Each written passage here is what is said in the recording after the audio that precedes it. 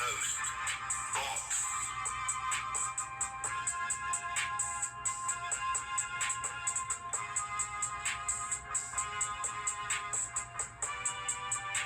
Yo, what up, what up? It's another Saturday at the W.E.S.T podcast. I am, of course, your host, Mots. Another Saturday, blessed to be here. And I want to start off by saying congratulations to the UCLA women's basketball team winning the Women's March Madness tournament. Congratulations to Coach Corey Close, led by Lauren Betts and Gabriella Hawkes. If the name Hawkes sounds familiar, she is the sister of UCLA alumni, now member of the Miami Heat, Jaime Hawkes, who also had success in the men's Final Four a couple years ago with UCLA. They got beat out by a lucky buzzer beater from Gonzaga. But yeah, the women's basketball team took it all the way, beating the South Carolina Gamecocks by 28 points. Of course, South Carolina is coached by Dawn Staley, who is a WNBA OG. She was one of the first players in the WWE. This is wrestling, so I'm thinking WWE. So she was one of the first players in the WNBA's inaugural season with the likes of Lisa Leslie, Cheryl Swoops, and Rebecca Lobo. So shouts out to them. And it wasn't easy. Well, it wasn't supposed to be easy for UCLA because they were facing a South Carolina team who beat UConn. And for those of you that are in the know of women's basketball and the NCAA basketball tournament, UConn has been the dominant powerhouse for the last couple years, along with South Carolina. So that was no easy feat. And they dominated them by, like I said, 28 points. So shouts out to UCLA. LA is once again title town. All right. So last week or the week before, I was talking about, of course, the signing of Ricky Sosa to TNA. And he was an internet, viral sensation. But one viral sensation or internet superstar, Zilla Fatu, who was often talked about like years ago, still hadn't signed with WWE. He was expected to sign or come into WWE right after his cousin Jacob, and that didn't happen. So a lot of people were kind of wondering, why hadn't he signed with WWE yet? So I kind of did a not so deep dive and kind of wanted to see why Zilla hadn't signed to WWE yet. And there's a number of reasons that are out there, I should say, in my not so deep dive. One, some people say it's because of unprofessionalism, how he goes about with his business, or more so specifically how his contract dealings have been, especially with GZW. An incident with a contract. I guess he wasn't paid what he thought he was supposed to be paid, or there was a dispute between him and that organization. Also, there's a video of Zilla himself saying that he feels he isn't ready to come to WWE yet. He feels that he's still too new in the wrestling scene, and he wants to get more experience under his belt and get more polished before he goes to a big stage like WWE, which is totally understandable. So I still follow you on the internet, Zilla, so shouts out to you. Shouts out to you, Oos. Stay doing your thing. I was trying to go see him when I go to Vegas next weekend, but I'm going to get in too late. He and Ricky Sosa are on the same card. I believe Zilla is going to be fighting Brody King, and Ricky Sosa is going to be taking on, I forgot his name, but it's another brother. And I'm sure the house is going to be lit for that, because it's going to be just nothing but wrestling fanatics who know about the game and what's going on. So, man, I wish I could be there for that. But we'll be in Vegas, like I said, next weekend for WrestleMania. So if y'all want to hang out, hit your boy up. Hit me up on the Instagram.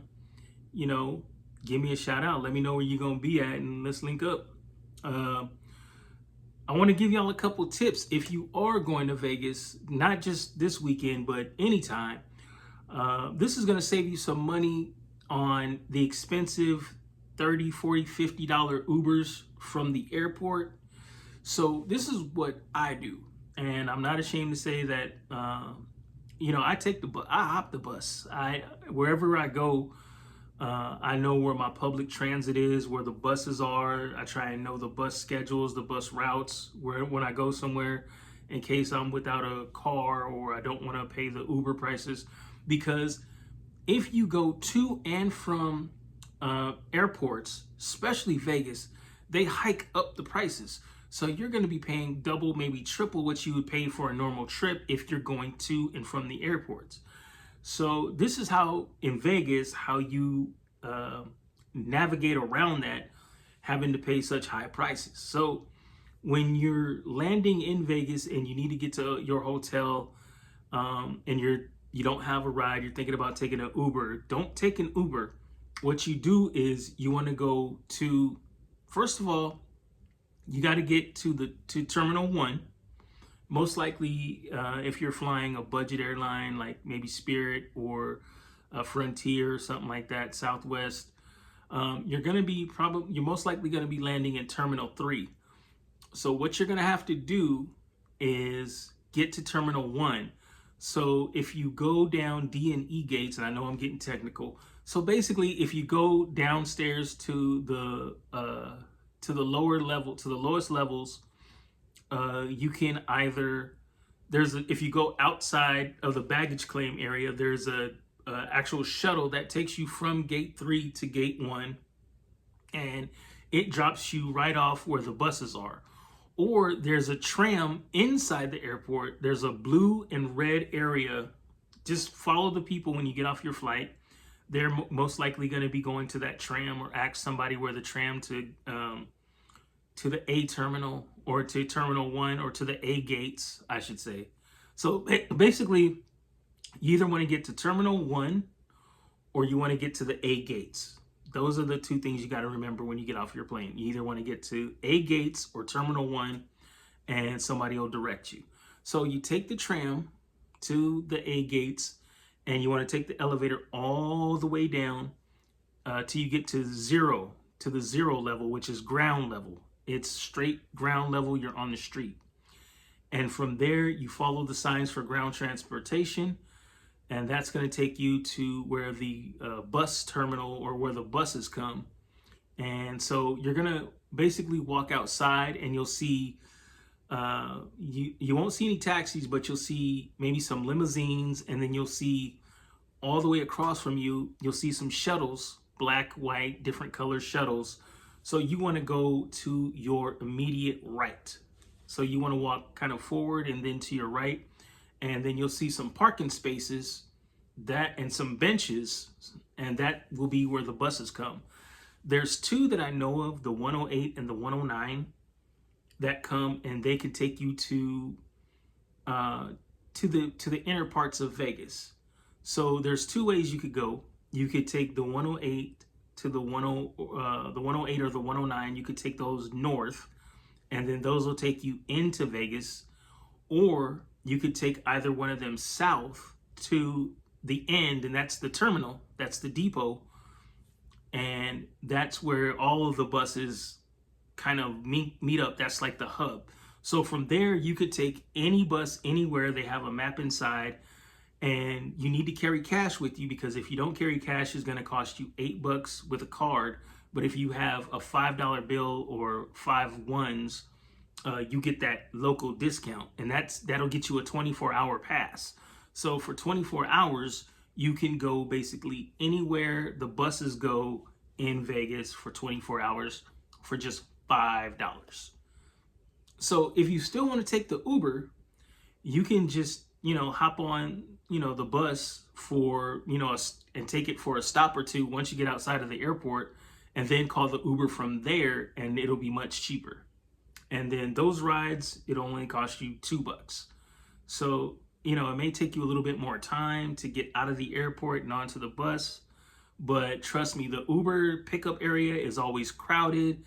Your Uber driver is going to have a hard time getting to you. I've done both.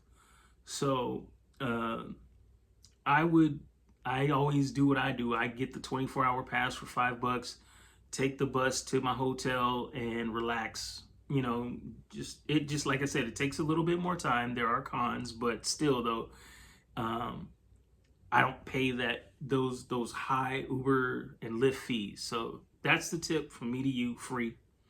So anyway, let's go ahead and get into the top news of the week. The big story of the week was this. So, former WWE star Alberto Del Rio was detained this week in San Luis Potosi in Mexico for domestic violence charges, as reported by the Sportster via the Mexican news outlet La Razón. And you could read up that story if you go to the Sportster. Other news, female wrestlers that were signed by WWE to the WWE ID contract. I explained a couple weeks ago, actually, what the WWE ID contracts were. It's basically where WWE signs independent wrestlers to a double deal, kind of where they can get developed by WWE and then still wrestle on the independent circuit. And I also had reported that a number of females has signed ID deals, that WWE was concentrating on new female wrestlers. So the names have finally come out of who was actually signed. So last week I told you about Valentina Rossi, who was signed, and other names are Notorious Mimi, who was in NXT in 2022 and then was on the independent circle ever since. She's going to go by Sloane Jacobs in WWE. Another star, Fallon Gray on the Indies. She's going to be going by Victoria Haven. And the last but not least name is Erica Demia. She's a second generation wrestler.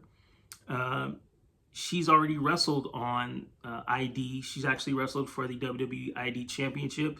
She's been in ROH and she's been in NWA.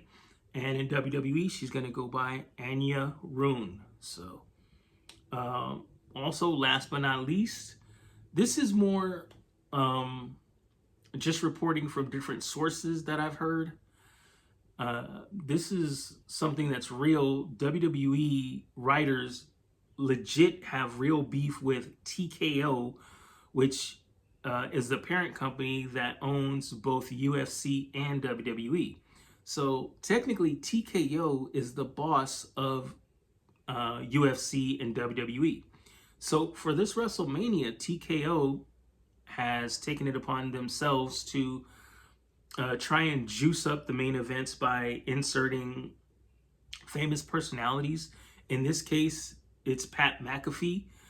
So they've pretty much stuck Randy Orton with Pat McAfee as his cohort, his partner, for his heel turn, his bad guy run for WrestleMania. Now, if y'all remember, TKO were the ones responsible for trying to put The Rock and Travis Scott in the match with John Cena and Cody Rhodes. And so that went horrible. Travis Scott, there's something wrong with him. I won't say not something wrong with him, but he couldn't keep the dates, or he didn't show up for dates. And so that relationship fizzled out. So basically what happened was you had this whole buildup with John Cena, The Rock, and Travis Scott supposedly teaming up on Cody. And it looks like the odds were against them. But then all of a sudden, you had no Rock, no Travis Scott for no reason. And it was just John Cena as a heel versus Cody. And then WWE Creative finally decided to make the call and let John Cena turn into a good guy again, or a babyface again. And John Cena and Cody had that classic match. So that was that. But now WWE writers, they're actually firing back. They let Cody on Raw, last week on SmackDown, they told Cody to go out there unscripted and say, speak your mind about what's going on with TKO and how they're sticking their hands in WrestleMania. And boy, he let off shots at TKO. You can go look it up on YouTube, but shots were fired at TKO. Basically, he said, you know, the fans don't want you here, Pat McAfee. You're not needed. Randy Orton was good without you. And it goes deeper than that. And that was probably one of Cody's best promos of the year because he was shooting from the hip, unscripted. Same thing with CM Punk on Monday Night Raw. CM Punk came out and he took shots at TKO, saying that basically the ticket prices are too high. Families should be able to come and enjoy WWE at a reasonable price. Pat McAfee isn't wanted. Talked again about, you know, the higher ups sticking their hands where they don't belong. So it's pretty much on between WWE and TKO. All right. So that was a heated week, but let's see who is. I'm living my best week. All right. So this is the part where I break down what's going on in each promotion, each show, because wrestling is on every night of the week. And the only thing you really need to know the whole story about what's going on is what happens in the main event, and that happens at the end of the show. So let's start with Saturday and Collision. Now, Saturday, there was actually no episode of Collision because of the March Madness tournament. So they aired what would have been Saturday's episode this past Thursday. And what happened was Mystico, Kevin Knight, and Orange Cassidy and Roderick Strong in an 8-man tag defeated the Dogs, who are coming from in New Japan Pro Wrestling. Finley, David Finley, the son of Fit Finley, and Clark Connors teamed up with the Death Riders, Wheeler Yuta and Claudio, and the good guys won that one. So score one for the conglomeration. All right. Monday night on Raw, and that's at Netflix at 5 p.m. There was the contract signing between Brock Lesnar and Obafemi, the big match. As soon as Obafemi tried to get into the ring, Brock rushed him, but Obafemi caught Brock, and they went to blows. They got separated by security. Brock threw one of those, not a folding chair, but one of those office chairs with the wheels on the bottom. He threw one of those at Obafemi, and luckily it didn't hit anybody. So I don't think Brock was really trying to hit somebody. Obafemi got the chair, threw it back at Brock, and that was it. So Tuesdays, NXT. That's on CW at 5 p.m. Lola Vice celebrated her win at Stand and Deliver as the new NXT Women's Champion, and JC Jane interrupted her, and she basically wanted a rematch. Lola Vice said yeah, and so the commissioner, Rob Stone, came out and basically made it official. And while Lola's attention was turned to Rob Stone, the other members of Fatal Influence attacked her, and so did JC Jane, but in the end, Lola Vice fought all three girls off of her. So Lola is no joke. She's actually a legit MMA fighter who can throw hands. So, all right. So then comes Wednesday night, and you know what that means. It's Dynamite on TBS at 5 p.m. And this wasn't the last thing that happened on the show, but it was the last match, so I'm calling it the main event. The newly returned Will.O.S.P. brought back his old faction, the United Empire from New Japan Pro Wrestling. So it was a 8-man tag. It was Will.O.S.P. and his old gang, the United Empire, Callum Newman, the new IWGP Heavyweight Champion, Francesco Akira, Hinare, and Alex Windsor, his real-life wife.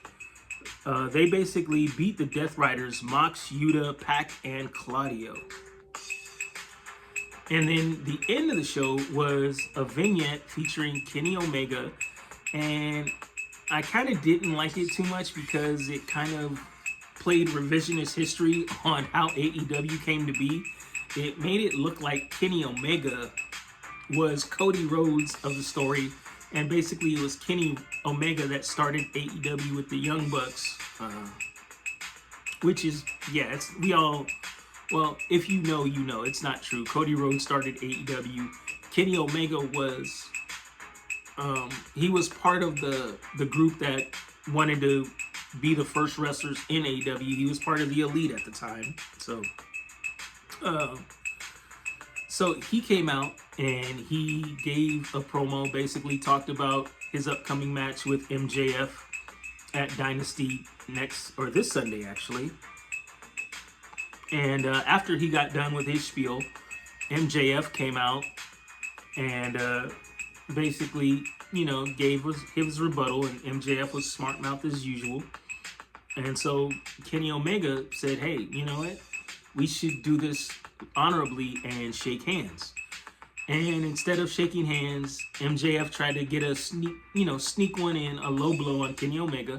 But Kenny Omega caught him with a V trigger, which is a knee to the face, and laid out MJF. And basically, Kenny Omega said, I know you better than you know yourself. I saw that coming a mile away. So now I'm going to take your Dynamite Diamond ring from your pinky so you can't cheat and hit me with it during the match. All right, so now we move to TNA Impact Thursday nights at 6. And you had the Hardys defeating the Righteous in a tables match. And although the Hardys won, the Righteous then put the Hardys through tables after the match and left them laying in the ring. And now SmackDown on USA at 5 p.m. every Friday night. You had Jade Cargill defeating Io Sky. And after the match, she tried to attack Io with a chair. And she didn't get to hit Io because Rhea Ripley came in for the save. So that was the week of wrestling. And I have to say, because of New Japan, you have the War Dogs, the Bullet Club War Dogs, Finley, Clark Connors, and that crazy fool, oh my gosh, his name is in my head, and I hate when I do this because I have so many names in my head. But you have, oh my gosh. Anyway, so you have the War Dogs now in AEW. You have the United Empire coming to AEW, making a guest appearance. So Dynamite, you are... All right. And when we come back, hopefully I can remember the names of the teams that we talk about in Mott Sports West. And then we're going to see what you're watching. And then we're going to talk about some food and travel, where I was in St. Louis and found a St. Louis staple. Has bad credit been holding you back from getting a new car, a house, or a better job? Visit creditrepairfolks.com. They offer one-on-one consulting and will give you a personal roadmap to removing negative items and adding positive points to your credit score. The first consultation is free, and they're the only ones that offer a money-back guarantee. They also have payment plans available. So what are you waiting for? Visit creditrepairfolks.com today. Our coaching did a horrible job. The players did a horrible job. We got our ass kicked. That's the great thing about sports. You play to win.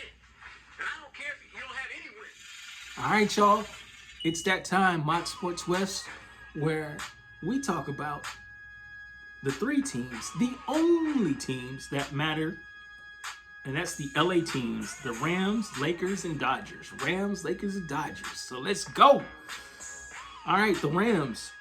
They are looking forward to the draft in about 2 weeks, and they are linked to the son of a Eagles former All-Star linebacker, and that linebacker is Jeremiah Trotter, and his son Josiah Trotter out of Missouri, where I happen to be at.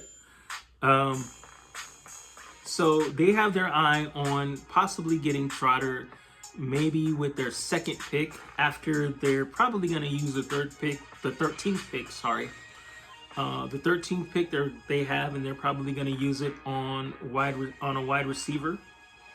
But they may be likely to draft Josiah, who is an elite cornerback who had 84 tackles, 2 sacks, and named first team All SEC this past season. So looking forward to see who the Rams actually select this year in the draft. The Lakers caught a tough break from April to May, or from, I should say, March to April. So Luka is going to Spain to undergo a procedure to help prepare his hamstring tear. Hopefully he'll be back in 2 to 3 weeks. That's what he's trying for. Austin Reeves, suffering from an oblique strain, may be back possibly, but that's going to take a little bit longer, maybe 3 to 4 weeks. So that's if the Lakers can try and hold out, in the first round matchup and extend the series, because they are going to be extremely shorthanded. But last night they did beat the Suns 101-73. They did slip with the loss, with the Dallas loss and the loss to the Oklahoma City Thunder a couple of nights ago. They slipped from the number 3 spot to the number 4. Hopefully they can win out when they play the Jazz tomorrow at 5:30, and their last couple games of the season to keep a hold of that number 4 spot. The Dodgers, Mookie Betts is suffering from the same injury as Austin Reeves. They beat the Rangers yesterday 8-7 in the first game of a 3-game series, and they play again today at 6:10 p.m. So that's Bot Sports West, and you'll probably be watching those games because those are, especially the Lakers, those are pretty crucial games. But now let's see what you watching. All right, so my spring lineup is pretty much set. I'm just going through it each week. So we had Invincible, and we had One Piece. Now it's going to switch to Daredevil, and it's going to switch to Star Wars Maul. And I'm going to continue watching Invincible, of course. And The Boys is coming soon. I'll get into that next week. But this week I wanted to talk about Star Wars Maul. And, yeah. I'm so far not feeling this one. To me, it seems very, very clunky.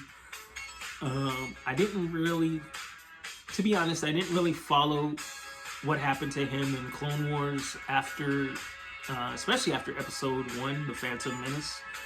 So I know bits and pieces of what happened. I know he got put back together by the Sisters of Dathomir, and he went on this crazy, well, he went crazy first, and then his mind, he was made right by the Sisters. And then after that, after Revenge of the Sith and Order 66, he became something of a criminal underworld boss running criminal organizations. If you do remember, he was in Solo as the leader of Crimson Dawn. So there's that. But so far, I'm going to keep watching it. So far, I'm not into it. So, All right. Travel. So I went to go get a St. Louis staple, the St. Paul sandwich. Unknowingly, I went to the place where it originated from. The story is actually in the video here, so check it out. So I'm losing my voice right now, so I'm gonna cut this short. But I will be back in Vegas next week for another episode of the Mots West podcast. Peace.